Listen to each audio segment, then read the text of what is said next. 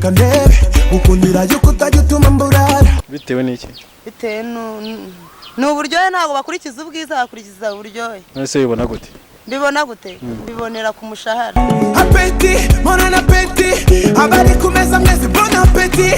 Appétit, mon appétit. Nkuko mubibona turi hano i Rwamagana, tukaba twageze ahantu umukobwa witwa Slay Queen ari muri mwirushanwa ryo gukompeta n'aba Shadibu ndetse n'abandi bose tubona. Wumvishe ikibazo cya Dundu ngubwo Kanoresi cyana utubyera utuntu nk'utwa, ariko ntabwo yitwa Dundu ubwo. Yitwa iranzoga ya 200 yitwa gutera.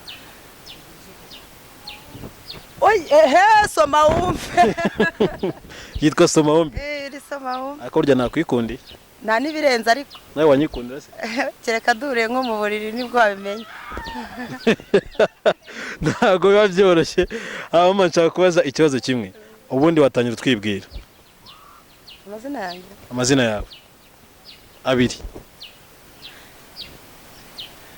Nitwa Pauline. Irya kabiri. Sumwiza. Irya gatatu. Bebe. Irya kane. Nanarimo. Agasirino bakwitana nakaye. Nitwa Bebe. Oh no. Slay Queen rituruka kuki? Kazi nkora. Ukora iki? Kazi kose. Kazi kose nshinzwe. Niko kazi kawe ukora hano. Mama nshaka kumenya mu kazi kose ushinzwe se nangahe? 5 n'amadolari ajyazamo, nimwe yabonye. N'amadolari ari kuzamo. Bitewe n'iki? Bitewe n'uburyohe, ntabwo bakurikiza ubwiza, bakurikiza uburyohe. Nese bibona gute? Mbibona gute? Mbibonera ku mushahara. Ubona se uri mwiza cyangwa uri mubi? Ntabwo mbizi ngiye niba ndi mwiza cyangwa ndi mubi, ariko mfite isoko. Ufite isoko? Ibicuruzwa se bivahe? Ibicuruzwa bivaho hose. Bikizana nta nibirenze. Niyo bakoresha na telefone baraza nta nibirenze. Nose Slay Queen, egera hano tuvugane twifatanenge nawe. Atari akazi kose? Twegeranye nyine. Ariko atari akazi kose? None so kuri umusore. Ari umusore ntabwo wanyiteza. Kubera iki nakwiteza se? Ndabizi se ikibazo ufite, ugufite ikibazo cy'isoni, ufite abo muri kubadirishanya. Oya nta kibazo. Tera amavi akongera uzanterera ibiga. Ngiye kukubaza ibintu bibiri. Nshaka kugurira inzoga. Hari iyo bita ngo Soma Wumve, Dundu ubwonko. Hari niyo nigeze kumva bita ngo Mununkandagire, ni 3. Wankwiye muri izo? Nta nimwe pe, kuko ntago byo ngibyo mbyambinga. Ariko birahabina. Birahaba ruguru yo muri za Kwepikinongo za hehe hose. Bugura hari ariko nta kibazo. Muri za Kwepikinongo za Mongoli. Aho za Mongoli. Za Mongoli. Una hehe? Mongoli. Na za Kosovo hose. Wigeze wigaho? Narize. Warize? Wagarukiye mu kangahe? Secondaire mu 3. Mubaze ikibazo kimwe. Egera hano nyikubaze. No, ndakubaza mu Kinyarwanda. Ijambo Mineduc rishatse kuvuga iki? Ministère akwarazamo na education. Sure. Ministère ishinzwe abanyeshuri cyangwa kwiga ibintu nk'ibyo, niko nge bikeka. Mineduc yumvishe ijambo ribu wumva iki? Rwanda investment of Rwanda, niba ari of ribu yo ku ishuri, ribu ikurikirana abantu bagize bafite ibibazo. Ribu not rebu. Hari rebu na ribu. Rebu niyo ku ishuri, ribu ni ya polisi. Ribu ya polisi niyo mbajije. Rwanda investment.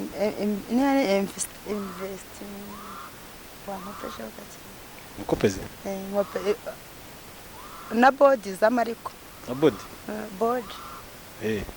Ikindi kibazo kimwe. Sida ujya uyumva? Sida ndayumva ndanayizi. Sida urayizi? Iyo ugereranyije ubona ni nk'igikoko kimeze gute? Ni agakoko kajya kungana nk'umubu ariko karuta nk'umubu. Sida? Ariko kandura mu mibonano mpuzabitsina. Ako gakoko kakaye mu kihe gitsina se ubwo?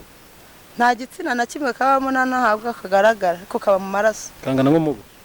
Karuta umubu. karuta umubu uba si ikibazo mu buzima busanzwe hari ikibazo ni ikihe kintu kikuranga ikintu kindanga yego isuku na morale no kutaba indiscipline sure muri societe yego akira chance umuntu ashaka kugusoma kwishyura ngahe wama nka 5 kugusoma gusa wama n'igihumbi nani ribi kuko waba nsomye nani kintu waba nkoyeho ni iki umuntu agukora saka kikukuyeho unkore undongoreye aho ngaho nibwo waba ugize kunyangirije nkurongoreye aho ngaho ntago byoroshye.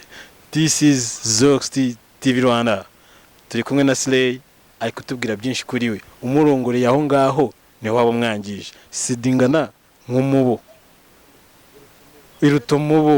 Okay sasa reka nje hano noneho agarano ungiye egera imbere riga nta kibazo.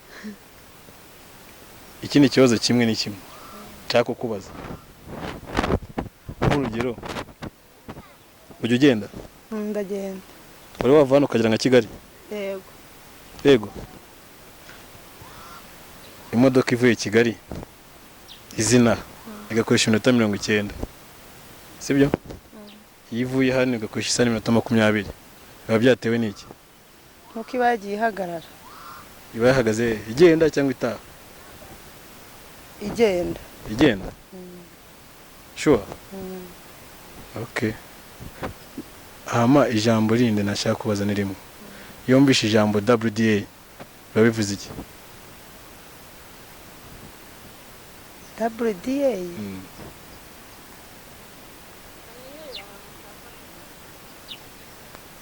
ijambo WDA nukundi kuntu babivuga wa da a bivuze iki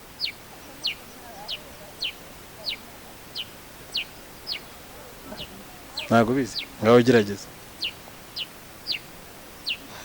WDA je ne comprends pas je ne comprends pas je ne comprends pas na ako nje nabonye utikoraho ntago nabona kutikoraho ubibona birarenze kuko uzi igifaransa ijambo piscine uzi icyo bivuze piscine aho bogera bivuze iki se piscine aho bogera nyine piscine ahantu bakora amazi yo kogera nyine bakahidagadurira nyine bakabahogera uri wajyayo ntago ndajyayo kuko ntago amazi nyakunda none se ntago jyago nge noga amazi nivome ariko ntago njya nkunda kujya koga muri ibyo bintu n'ibidendezi muri aka kanya nakuvuze ngo agusohokane wajya he nsohokanye wansohokana ahantu hari brushette n'icyo kunywa kuko nkunda kwirira ya arakoze Slay Queen wa hano ubwo reka tuhite muri Gatoto cyangwa se mu cyaro cy'iwacu. This is Zox TV. Subscribe, share, like and comment. Nandi kumwe n'umukobwa mwiza Slay Queen. Sinakuramo igitambaro ariko nta nibindi. Ngo? Oya ntago nta nibindi. Iki? Akaba ari Slay Queen nkuko mubona yinywera amoko ni inzoga ni imwanywa. Barya ngo dondo gongo? Oya. Unywa? Primus, mitsingi. Atari izo bita icyuma atari redi warageno. Atari bimwe bita icyuma redi warageno. Redi warageno. Murakoze cyane. Iyi televiziyo yanyu igera hose mu myidagaduro mu dukoryo mu makuru kuvugira abaturage akaba ari televiziyo Zox TV Rwanda ikorera online ndetse n'ahandi hose. Tukaba twaje gusura witwa Slay Queen nta kagaruka nibagirwe gukora subscribe, comment, like and share. Stay in touch.